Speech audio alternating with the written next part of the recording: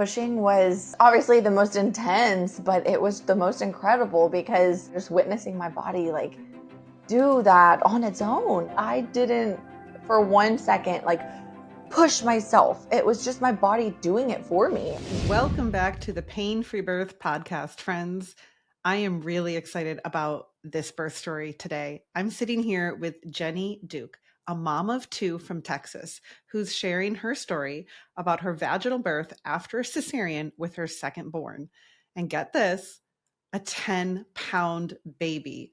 She delivered him at a birth center, unmedicated, with no tearing and almost no pain. Jenny, welcome on the show. I'm really excited for our listeners to hear your story. We were just reminiscing beforehand and talking about just how crazy everything happened in this labor. But let's back up just a bit to your first birth. You tell us what happened with that and why you chose cesarean with your first. Yeah, for sure. So I wanted an unmedicated natural birth with my first son. I don't know like what led me down that path. I can only say that I feel like the Lord put it on my heart to have an unmedicated birth and to learn about, the birth process. And I've since, become so passionate about it. But I took a course, not your course with the first one, but I took a course and did a lot of things to prepare, or so I thought at the time. I was doing all the right things to prepare for an unmedicated birth. And then when it came down to it, we didn't find out until I was about 36 or 37 weeks that he was breech. So I was pretty far along, and we did everything under the sun to try to flip him, all the acupuncture, chiropractor. I think I even got like a week membership to like the local LA, and I was like doing flips in the pool because I heard that if you do like heads or like handstands or flip in the pool. And that was actually the day before we went in for my planned C-section. So I ended up having, we ended up doing a planned cesarean, and it's funny because if I knew then what I know now, I probably would have gone down a completely different route. I am curious, did your doctor give you any other options other than a cesarean? No. So I actually saw a midwife with my first. It was more of a, how do I say, like less like holistic based, more like medical, but it's still a midwife nonetheless. Mm-hmm. But this particular midwife practice would not even allow me to attempt a vaginal breech birth. So my only options were to find a new midwife and, go through that whole process. And that's not easy at 38 weeks. Exactly. Especially it was my first. And so my head was kind of spinning for 2 weeks. We were doing all the things to try to get him to flip. I had a great doula that was really supportive of all the things that, whatever my decision would have been. And then I was thinking about just letting my body go into labor on my own and seeing if maybe baby would flip during labor. But then if baby didn't flip, then it would have been more of a, not really an emergency C-section, but a quicker kind of process. And so, anyways, I ended up choosing to do just a planned C-section. And honestly, for what it was worth, it was very peaceful. It was, my midwife was still there. And so they respected every wish that I had to make it as, gentle of a C-section as possible. And so it really wasn't like a traumatic experience. It was just obviously not the birth that I wanted. And honestly, the fact that I had a C-section kind of like, God's way of, putting people in your life at certain times, that led me to the path to find a lot of the resources like my pelvic floor therapist and chiropractor and things like that, to help recover from that C-section. That ended up being, monumental in my unmedicated birth with my second son. For example, my pelvic floor therapist that I saw to kind of like rehab my scar from my C-section, I ended up doing a lot of birth prep work with her, and she ended up being my doula as well for my second birth because she was also a doula. So a lot of kind of really cool intertwined things in my story. But how did you prepare for your second birth, and what made you decide to do a VBAC? So literally before I even went into my C-section, I already knew that I wanted a VBAC because I knew we wanted more kids. And I even told my midwife, even said, she's like, I'll take my time to stitch you up and make sure that, everything is clean and we are really gentle so that you're in the best position to be able to have a VBAC. So I knew, Your OB even said that? OB, yes, OB. Well, OB and midwife, because they were kind of working together at that point. Oh, okay, cool. And so my midwife was helping kind of advocate for me, and my doula, kind of everyone. Nice. So yeah, they had that in mind even at the first birth. Yes. Yeah. So I knew that I wanted to go for an unmedicated birth a second time around. Yeah. And a lot of the prep that I did, I feel like there's two sides of the preparation. There's like the physical side and then, the mental emotional side. So physically, I kind of mentioned pelvic floor therapy. I cannot, sing the praises of pelvic floor therapy enough, at least for me and my story. It helped so much with my recovery and with my just preparing my body to have another or to have my unmedicated birth. And so pelvic floor therapy, obviously your course was huge for me. I feel like that was a lot of the kind of mental and emotional aspect, but also just kind of like the knowledge. I did chiropractic, regular chiropractic care as well. But really, I feel like the majority of it was your course, was getting my mind right, just, removing that fear.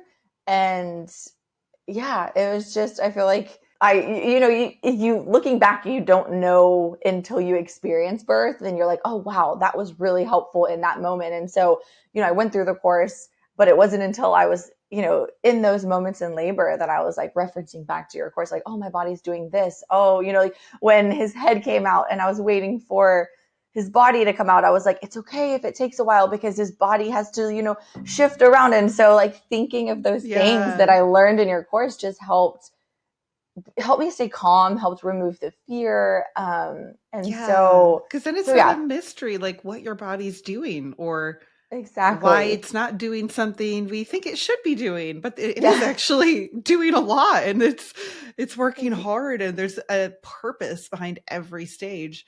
What was one of your biggest takeaways? The biggest takeaway for me was just how incredible it is to witness your body do what it's supposed to do without any intervention. So I never had to start pushing. It was just, I was I knew kind of mentally when I was in transition because it was, the most intense. And then I kind of specifically remember having kind of that moment of calm that a lot of people talk about after transition before the pushing phase starts.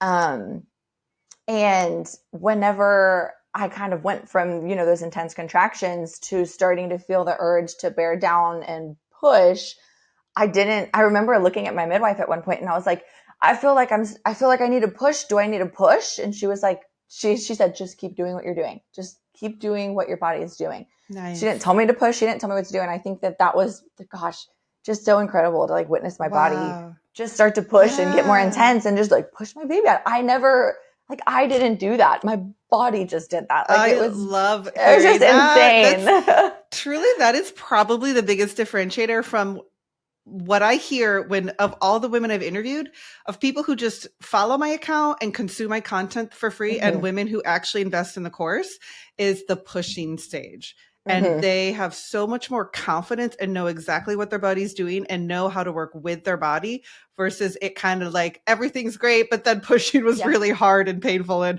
I wasn't quite sure how to breathe through it.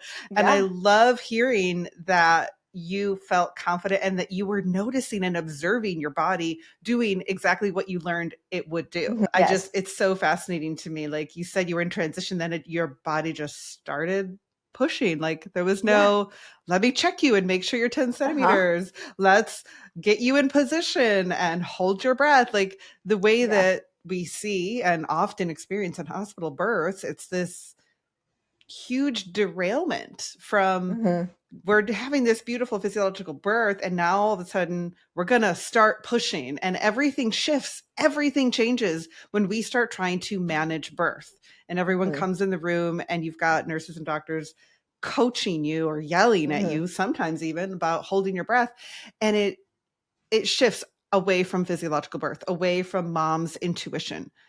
And I love the way that your midwife pointed you back to your intuition. It's like, we even want to do that. We even want to reach out for help, and we doubt ourselves even in moments like that, where it's like, should I push? Am I doing this right? Yeah. And a good provider, a really good midwife, is always going to give you your power back and say, keep trusting your body. What's your body telling you? What's your intuition telling you? So when you were interviewing your midwives, you said you interviewed like 5 or 6. Was your midwife concerned that you were a VBAC? Not at all. And that's why I ultimately went with her. And I mean, there were several others that were very open to that concept of VBAC, and they had experience. But I just prayed about each visit before I went in, and I just trusted that I would feel whenever the right midwife was for me. But yeah, no, she was very supportive, and she honestly she didn't even make a big deal about it. She was just like, she obviously checked the main things and made sure I was a good VBAC candidate, which I was. And like towards the end, I think I mentioned this to you before, towards the end, like the last month, even as I was kind of going into labor, I genuinely forgot that I was a VBAC. Like it didn't even register, or it wasn't even like a concern to me. Because she just made it so normal. In my mind, I was like, I'm just having another baby. And then, whenever he was finally born, everyone was like, you got your VBAC. And I was like, oh my gosh, I did. Like, I didn't even love that. I didn't even think about the fact that I had a C-section. But yeah, she was very, very supportive, and very much just like, it's a variation of normal, where, there was no extra, like any different. She didn't treat me any differently. It was just kind of a variation of normal. So, which is how it should be. And I just, think of all these moms who are in fear their whole pregnancy because all their doctors or midwives are making such a big deal over them being a VBAC and their success rates and VBAC calculators. And it's like your odds of this and that. And it's like, oh my gosh, can we just not fill women's minds and hearts with all of that fear? I love everything about what you're telling me right now. Were you concerned about having another breech baby? I was. And so that was a big piece of me finding the right midwife, because I wanted to find a midwife that was, supportive of potentially having a vaginal breech delivery, because if I were to have another breech baby, I wanted to still have it vaginally. That was a goal of mine. And so I did everything I could, obviously, to prevent that from happening, which baby was head down from the beginning. He was never up. So It was, my body, did all the right things this time. But yeah, it was, I wouldn't say a fear, but it was a topic that we talked about. And I wanted to make sure that, my provider was supportive of that. And she was, and she said, if you have another breech baby, we will figure it out, and we'll figure out the best and safest way. But her main thing was, I have a very good success rate with making sure we can prevent a breech baby. And so she was really confident in, doing all the right things and providing, or, leading me to the right people and team, just, with chiropractic care and things like that, to help promote a head down baby. And so yeah, that's what we did. And he was head down. So praise God. I love it.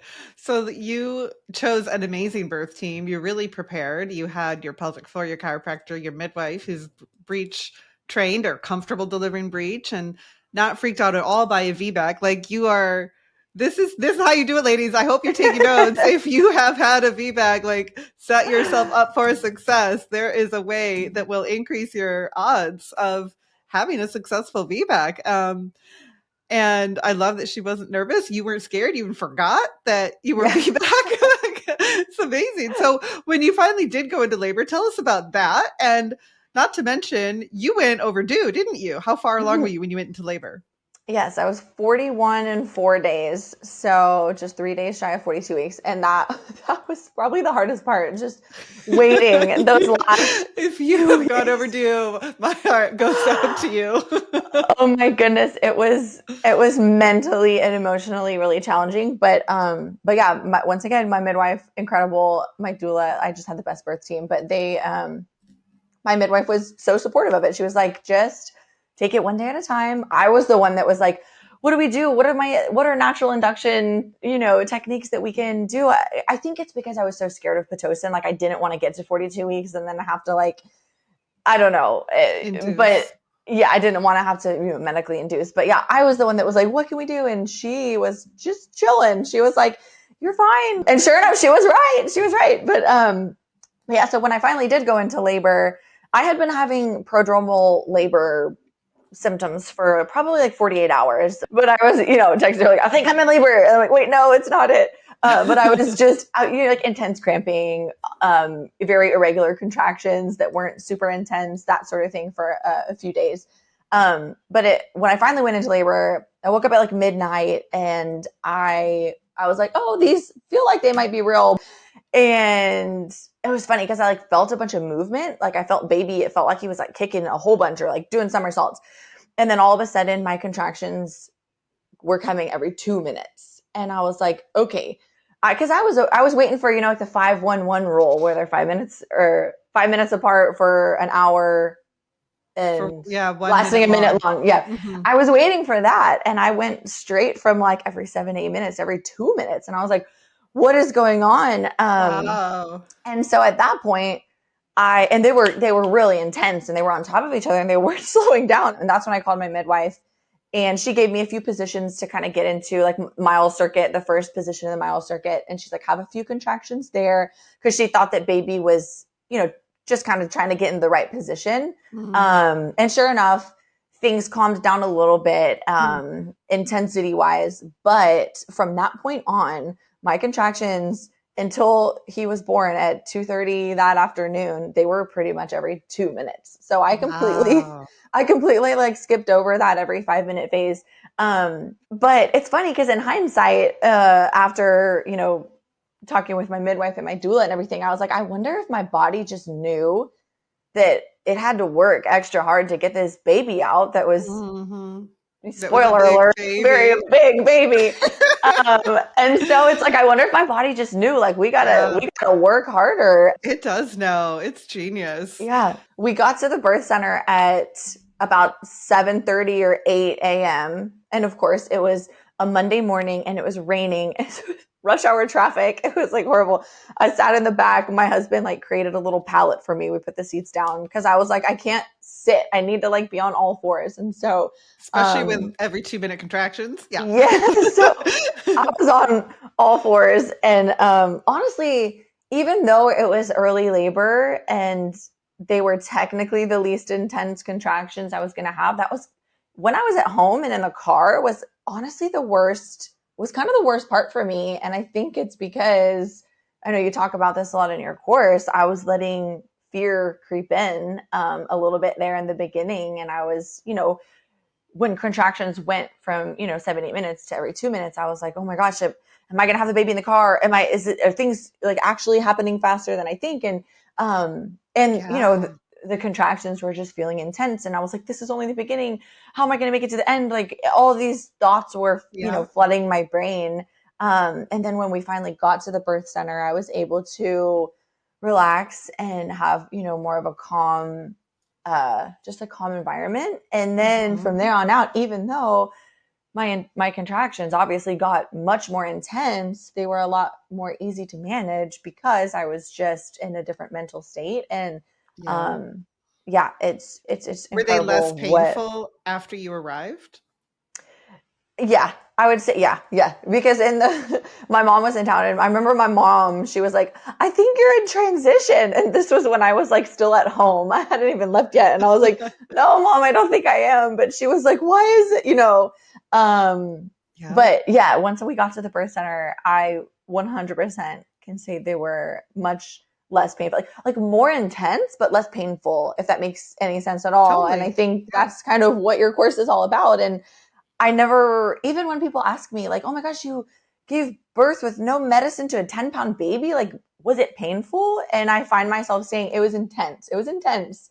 But like, I don't want to use the word pain because I'm sure there were moments in there where my husband would tell you like differently, but it was just, it's intense and it's a lot. But Yeah. yeah, being able to kind of breathe through the And contractions. understanding that about your body too Mm-hmm. is really powerful because you I can totally understand what you're saying, because even that drive to the hospital or the birth center, that is an intervention. And we don't Yeah. realize that changes our entire physiology. We have questions, and it's really hard to be in the present moment when the present moment you're moving, you can't settle down. You're not safe physiologically. You're not Yes. in your birthing zone. You're in a transition period. And this can even happen in a home birth when new people arrive, when your birth team arrives. It's these subtle changes. We don't realize how delicate our hormones are in labor, and how much circumstantial things and our environment will impact how we experience pain or contractions at a physical level. But those hormones are firing, and they are happening in the background. It's like the whole backdrop of your labor, but we don't pay attention to it. We don't understand that this is all part of this hormonal dance.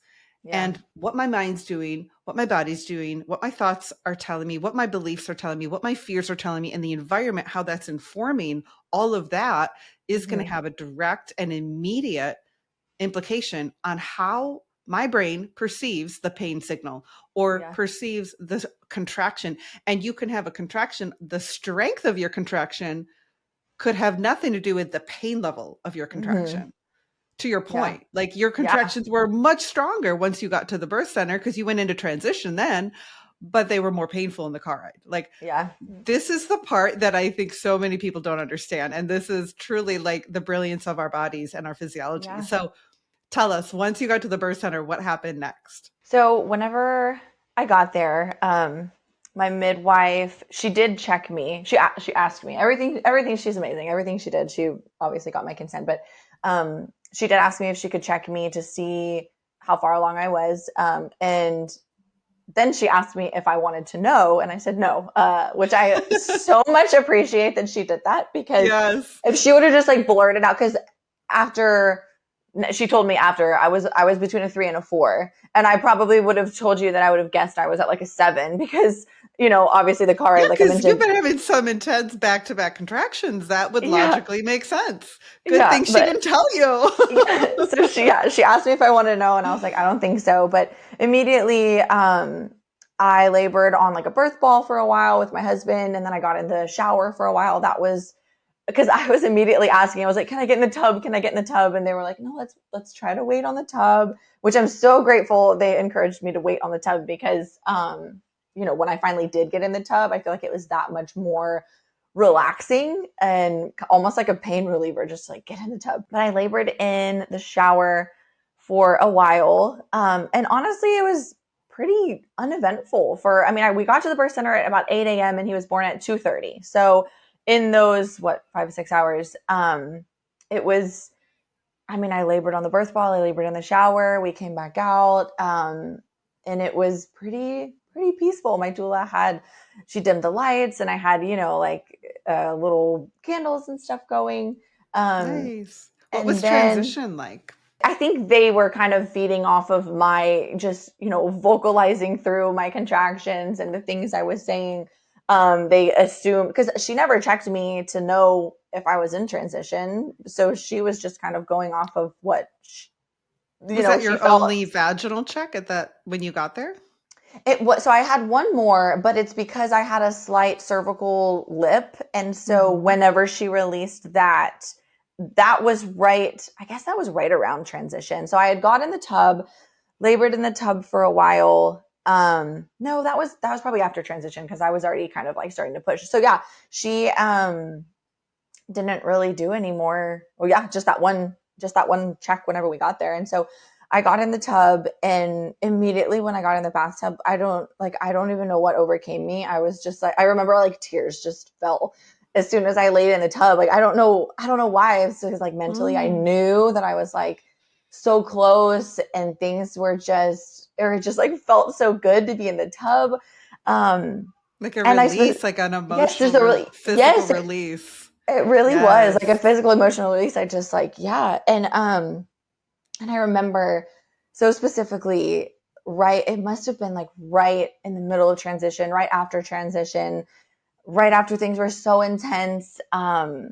and I had my noise canceling headphones in the whole time, which is funny. Like all my videos and pictures, I have these like big clunky headphones in, and it ended up kind of like being my saving grace because it allowed me to just kind of be in my own world and listen to my worship music and not really, I could just tune everything else out. But I was laying in the bathtub and I was listening to my worship music, and it was CC Winan, Goodness of God. I just so specifically remember that song playing, and it felt like an hour. I just was laying there, and it just like brought such peace over me. And then right after, it was not too long after that moment that I started, feeling the urge to push and bear down. And I remember thinking that was it. Like that was my transition moment. Like that was it. And I was kind of like, I made it through it. And now, as hard as pushing was, it was like, I'm here, I'm at the end, like baby's coming out. And so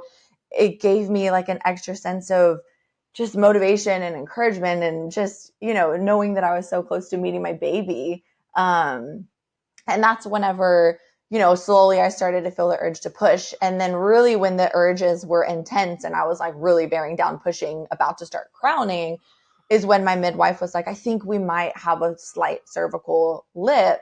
And it's funny because I had just read, or someone that I follow on Instagram had posted about her birth story like the week before, and about the cervical lip. And I was like, oh, I had never heard of that before. And but she had an unmedicated birth, and she got through that. And so like hearing her story, once again, I feel like God just puts these different scenarios in our lives to help us. And I thought of that story I had heard, and I was like, okay, she got through it, I'm gonna get through it, like it's gonna be okay. And it really wasn't that bad. She just kind of stuck her finger in there, and I guess did whatever she had to do. Move the cervix out of the way. So for those who don't know what a cervical lip is, it's a part of the cervix that has not dilated. It's kind of hanging back where the rest of the cervix dilates. And then that particular part, which could be due to baby's position or, pelvic floor muscles, whatever, lots of different reasons. We don't always know why we have them. Some women have them with every birth, but it just isn't dilating or moving out of the way for that baby to descend. And sometimes midwives can push them back with their hands. Sometimes that baby just has to drop more in the pelvis, or sometimes they just need time for your body to release, and for that for that cervix to fully dilate and pull up around baby's head. And it is, in many cases, actually a very normal physiological part of a physiological birth, that even especially you'll hear like a posterior lip. That's something that's the part of the cervix that's like the last part to move. So I think every woman actually has a cervical lip. We just don't always check for it. And it doesn't mean it's a bad thing. It's actually part of the birth process. And sometimes they can be a little more stubborn than others. Yeah. So it sounds like it wasn't a big deal. No, not at all. And I feel like that's just one of the things that I feel like if I was in a hospital, they probably would have made a huge deal about that. Yes. But it was literally one contraction. It didn't feel good. I won't lie. But I mean, it's not anything that I'm like, it wasn't that big of a deal. But yeah, she released that. And then after that, the next contraction, she checked again, and she was like, yep, that did it. And so then, because her main thing was like, your contractions will be, I guess, more efficient now that that she was able to release it. And so, yeah, after that, I just, how long were you pushing for? I think it was about 45 minutes. That's what she had, because we kind of went over that afterwards. That is really short, especially for a 10-pound baby. That's what she said. Wow. Like my midwife couldn't believe how quick everything happened, all things considered, that he was so big. But yeah, it's like my body just knew. I'm just loving the moment you shared with us a moment ago of the surrender that happened. I feel like we cannot underestimate the power of that emotional release that creates a physical release. Like I have no doubt in my mind that surrender, that like cry, that just moment of emotion, when we allow that to come forth, that it shifts things in ways we don't even understand in our body. that our bodies 100%. physically open. Our babies rotate and descend. Like, I cannot tell you how many stories I've heard where that kind of release, that kind of like divine alignment between your heart, your emotions, and your body. And suddenly it's like everything clicks into place. And Yeah. your body does exactly what it's been trying to do, but there was some blockage, there was some resistance. And now once it clicks, like that baby comes fast and everything works the way it's supposed to. So what did pushing feel like? Oh gosh, pushing was there's the most, obviously the most intense, but it was the most incredible because just witnessing my body, I think I mentioned this before, just witnessing my body like do that on its own. Like I didn't for 1 second like push myself. It was just my body doing it for me. And it So was you're just so telling me, let me just make sure we understand this. You didn't once hold your breath or force push like a 10-pound baby out of your body, and it only took your body 45 minutes to birth your baby. Yeah. No, there was no holding my breath. If anything, it was open, keeping everything open and breathing through this because she gets it, ladies. Force is not what you need in the pushing phase. No. You need open. Our job is to get out of the way. Our uterus is powerful enough to birth 10-pound plus babies without us micromanaging it. Oh, yes. Yeah. And I started to kind of get into a rhythm. And so I would feel the contraction coming and I would take like the biggest inhale, like at the beginning of the contraction. I'm pretty sure this is exactly what you say in your course. And then as it starts to get more intense is when I'm, breathing out. And that's kind of when the push happened. And so I just kind of got in that rhythm with my body. But yeah, I mean, I remember, I think I said this earlier. I looked at my midwife and I was like, do I need to start pushing? Like, what do I do? It's like I had this moment where I was like, we didn't talk about this. Like, we didn't go over this in my birth plan. Like, and she was like, just keep doing what you're doing. I can't tell you how many times she said that during that day. Just keep doing what you're doing. Wow. Just, you're doing it. She kept saying that. She said, you're doing it. You're doing it. And I was like, it's working. What I needed. Yeah, you're doing it. And like, cause I think at one point when it was, really intense, I was, everyone says you start talking crazy in labor. I probably said something like, I don't know if I can do it. And she looked at me and she said, you are doing it. And I was like, I am. Like, that's what I needed to hear in that moment. Cause I was like, I am doing it. But yeah, it was just a series of pushing and just, breathing through those contractions. Like I feel like the pushing phase is really no different from the contraction phase. It's just your body's pushing now. Like it's still, I think my whole life when I thought of like pushing it, I thought that the contractions just kind of like stopped and then you just pushed your baby out. But no, it's like, it's still the contractions. Like, so I think I just kept that mindset of like, each of these is just a wave the same way the contractions were. The only difference is my body is, making crazy noises now and pushing a baby out.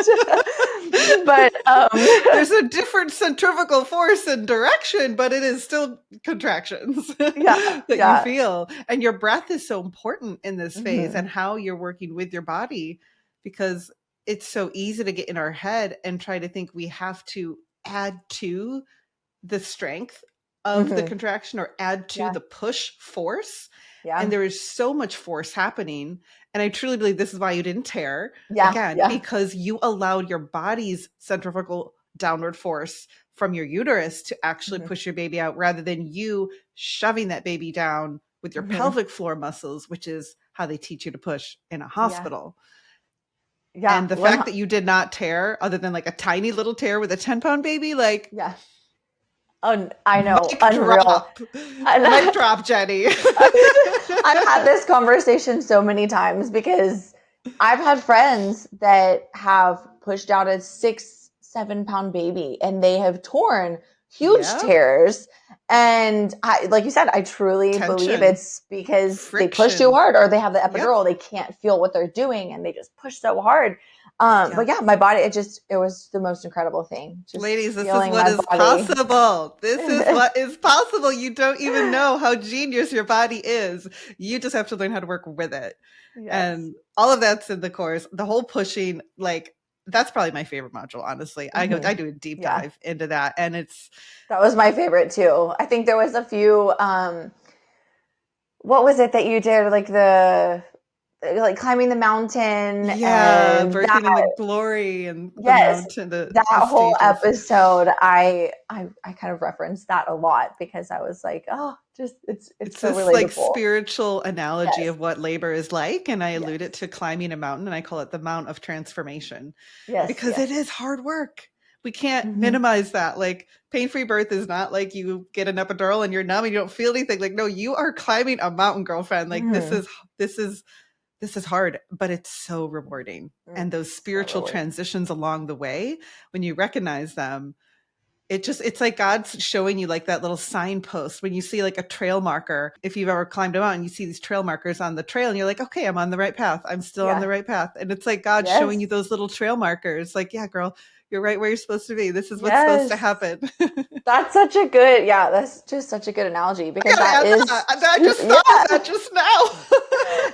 That's truly what helped me so much in takeaway, because like you say, fear is so like, or pain is associated with fear. Yeah. And whenever that fear is removed, it just takes so much of that pain away. And that is what was happening with me, is I was realizing each, trail marker that you say, like, oh, my body's experiencing this. That's what, Karen said this was going to happen.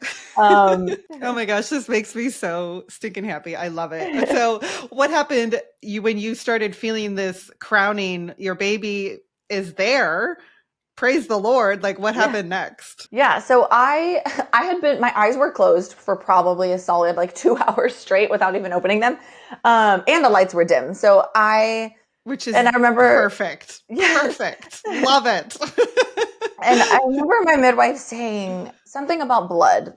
You're bleeding. There's a little bit of blood. We need to monitor it. And once again, I was like, okay. And it's so amazing looking back. It's like, you would think that would make me kind of fearful, but in the moment, I wasn't scared at all. I was just like, it's okay. Like, I know, I just knew in my heart that everything was going to be okay. I can't explain it, but she was talking about blood. And then he was crowning, because I had put my hand down there. I could feel his head. Like, head was so close to coming out. And my midwife was like, I hate to do this, but I need you to get out of the tub because there was a lot of blood. And she wanted to monitor me, monitor baby, make sure everything was good. And at that point, I remember I opened my eyes for the first time in like 2 hours. And the bath was just red. And I was like, oh, okay. So I didn't fight it or argue it at all, because I was like, I see what you're talking about. And so I got out, and it's funny because a lot of my friends and family are like, how did you get out of the tub in that moment? And I was like, I don't know. I didn't think about it. I just like did it. And so I got out of the tub. I relate to this more than you know. I'm like, I don't even remember. Like, it's all a blur. It's like something supernatural strength comes over you, and you just like leap, because the same exact thing happened in my second birth, and my baby's head was actually out. I had to get out of the tub. My midwife was afraid of shoulder dystocia. She couldn't really access, and she's like, "Oh my gosh, I need you to get out of the tub. I'm so sorry." And I, in my mind, in my memory, I like leapt out of the tub like a gazelle because it was so like fluid. And my husband was like, "No, we like lifted you out, like four of us." That's probably what happened in my situation too. Like, you just do what you have to do. That maternal instinct kicks in. It's like, okay, what do I got to do? I got to get out of the tub. Let's do this. Yeah, for sure. So I got out of the tub and labored on all fours. And this was like, from the time I got out of the tub to the time baby was out was probably 5 minutes. But I was on all fours. The next contraction, his head fully came out. Wow. Gosh, I just love my midwife so much, but she, like, throughout all of this, I never knew that she was worried about anything besides, obviously the blood and getting out. But she told me after he was born, obviously, that she was a little concerned with, I guess, shoulder dystocia, or his shoulders getting stuck. And she kept monitoring his heart rate, and his heart rate was perfectly fine. And so she told me, and she was like, as long as his heart rate was fine, I was going to let you keep doing what you're doing. If his heart rate were to drop, we would have had to maybe do an episiotomy, which, gosh, that sounds horrible. And did she suspect a big baby? Not really. I mean, we kind of suspected he might be big because my first baby was 8 pounds, 1 ounce, and he was, C-section at 39 weeks and 5 days. And obviously this baby was 41 weeks and 4 days. So we expected he might be big, but that was never really a topic of discussion that we had. It was never like, oh, this might be a huge baby. But so that was happening, and like I said, she kept her cool. I didn't even know. And then the next contraction, the rest of his body came flying out. So it really was, there wasn't even a contraction in between. I don't think there was a contraction in between head and body. I think it was one contraction, his head was out, and then the next contraction, his body came out. Yeah. And that's usually how it happens. Okay. I would be shocked if he all came out in one contraction as a 10-pounder. Yeah. That would be the fetal ejection response. So usually it's the head comes out, and then you wait and you pause. Yeah. And ladies, like, take that breath, take that rest. You need it. Yeah. And that pause in between feels like an eternity. It does. Some doctors get scared and they try to like tell you to push when you're not having a contraction, and it does a lot of damage to your tissue. They're twisting baby's head. They're trying to yank baby out. It's not good. Yeah. Don't hire a provider like that. Find someone like her midwife who's like, no, we're just going to wait. We're going to wait for the next contraction, and then plop, that baby comes right out because the head is the hardest part. Yeah. Oh yeah. The rest of it, after the head was out, it was like, oh, I didn't even feel that. He just plops out. And when there's no shoulder, like obviously shoulder dystocia, that baby has to rotate, but that's what's happening in between. Is the head comes out, and then the baby has to restitute, which means he has to rotate, which is the external rotation babies do. There's an internal rotation and an external rotation, but in order to fit the baby's shoulders through the widest part of the pelvis, they have to do like a quarter turn. And we got to give that time to happen. Don't try to yank him. Like, the body is so wise, so smart. So good for you. Good for your midwife. That was going through my brain this whole time. Like, as soon as his head was out, I was like, okay, now his body has to rotate. Like, we can take a minute. But once again, going back to kind of the knowledge and knowing what my body was doing. But once did you remember like the slides? Like, I love the visuals that I show in the course of like the old school anatomy scans where they cut it away, and I walk through this. So this is why it's so powerful when you really invest in childbirth education, because you can see what your body's doing, and those visuals are going to come to your mind. And when you visualize something, there's power in that. Like, your mind is directing your body in what to do. And when you have a reference for it, especially visually, and there's confidence, like, oh, yep, my baby needs to rotate. My baby needs to restitute. It's the cardinal movements. And I show you like how this actually happens anatomically. It's mind blowing, you guys. It really is. Geek out on this all day. I know, it really is. But yes, the visuals, that was, super, super helpful. But once he finally came out, everything she was like, let's get you in the bed, because she was still a little concerned with the bleeding because there was a lot of blood. But basically she was like, you just had a messy birth. Like, there was just a lot of blood. There was nothing wrong. And you didn't hardly tear. Hardly. Yeah. Oh yeah. That was the other thing. She, my tear was so minor that she told me, she could have gotten away without stitching it up at all. She's like, I don't have to stitch it. It'll heal on its own. But we were moving. So she was like, I'm going to stitch you just because I know that you're moving and you're going to be, a little active, probably more than normal. So she stitched me just for that reason. But yeah, it was a very minor tear, and everything was healthy. He was super healthy. She was like, she even told me, she's like, I was more worried about you a little bit there at the end, because I didn't know where the blood was coming from, if there was something wrong with the placenta, but I delivered the placenta and everything was fine. And she just said, it was just a messy birth. Like, sometimes that happens. And, I just can't help but think of, I don't know, if I was in a hospital and there was that much blood, what would they, you hear those stories about them like tugging on the placenta and pulling it out, and then it gets stuck, and then they have to scrape it out, and then hemorrhage. Like, I just have heard all these stories, and I'm like, if you just, let your body do it on its own, everything will be fine. And everything was perfectly healthy. And your baby had no like respiratory issues, no blood sugar issues, being a big baby. Yeah, nothing at all. She was amazing. Yeah. My midwife was like, this is amazing. So Oh, healthy. wow. Yeah. And If we you got to could go do, home. Sorry, I was gonna say we go got to ahead. go home 4 hours later. So we were back at our house that evening. Oh my gosh, that must have felt nice. Yes. Was there anything you'd do differently if you have another baby? I think that this might sound kind of silly, but I know I mentioned I had those like noise canceling headphones in, which helped me so much. But in hindsight, it sounds so silly. I kind of wish that I didn't wear them because I feel like I was so in my own world, which is obviously important. But like my husband, he jokes around how he was like, we had two very different experiences that day because he was obviously there for me and so supportive and amazing, but I was like in my own little world because I had these noise canceling headphones in. So I think it helped so much with that birth, and I wouldn't change anything about that birth experience. But I think if we have another baby, I'd probably try to just be more present with him, I love that. and kind of have that connection with us. Because yeah, when it was all said and done, I was kind of like, oh my, like my eyes were closed, and I'm like, it could have been anyone around me because I was so in my own world. And I don't know, I Which kind of is wish, probably what your body demanded for this yeah, birth. You yes, know, and like that's there right. are like themes, there are like things that are needed for Hmm. certain different situations. And I Yeah, think you probably intuitively did exactly what you needed to do.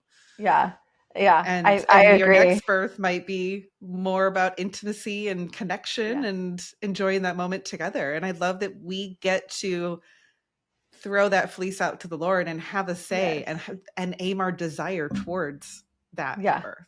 Yeah, absolutely. And I think that to your point, I think the Lord knew exactly what I needed because I never wear headphones. Like I never listened to those things. It was just when I started laboring at home, I saw them there and I was like, let me just throw them on just to kind of like put my worship music on because I was trying to let my husband sleep as much as possible.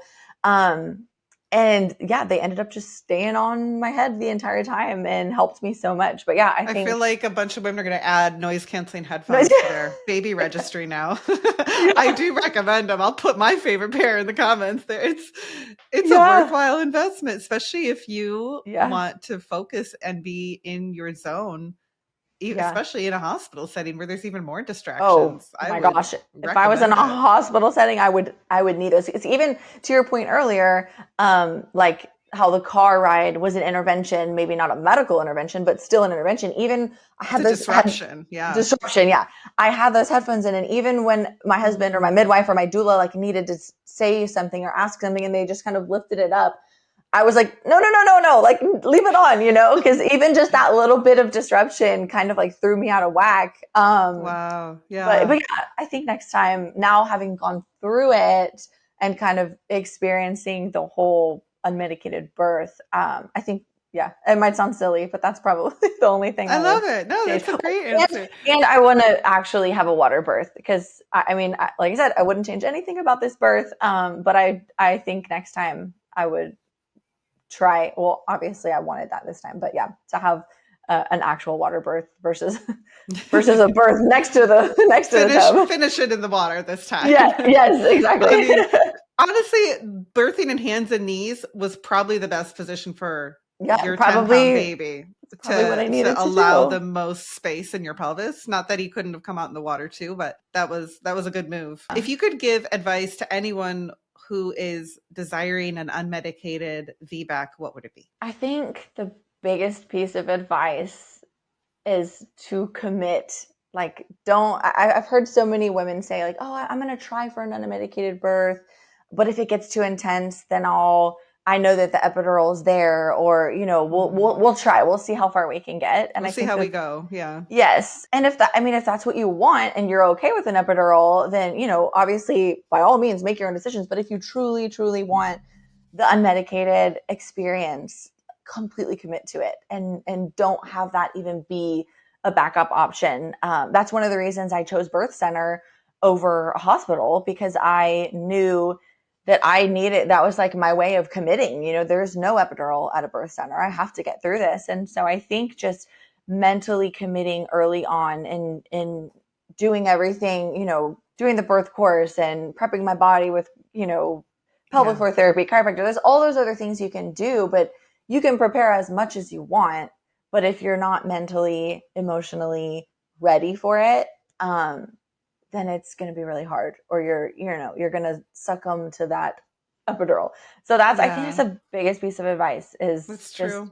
100% commit and know that, obviously, Lord willing, nothing goes wrong and you need medical interventions, but if everything is going well and medical interventions are not needed, just to mentally fully commit. I love it. Great words of advice. Thank you, Jenny, for sharing your story. Yes. Thank you for just the beauty of what you shared. I am just reliving moments of it and just so in awe of God and of you, of your body, of the whole process. And I pray that is what each listener here today takes away. And I would love to hear what your takeaways are, because what stood out to you? What was impactful to you? What was an aha moment for you in this episode? Please drop me a DM, leave us a 5-star review if this encouraged you. And I just pray that you would remember these takeaways, that it would inspire you and encourage you as you prepare for your next birth. So thank you, Jenny, for being here. We'll see you next week.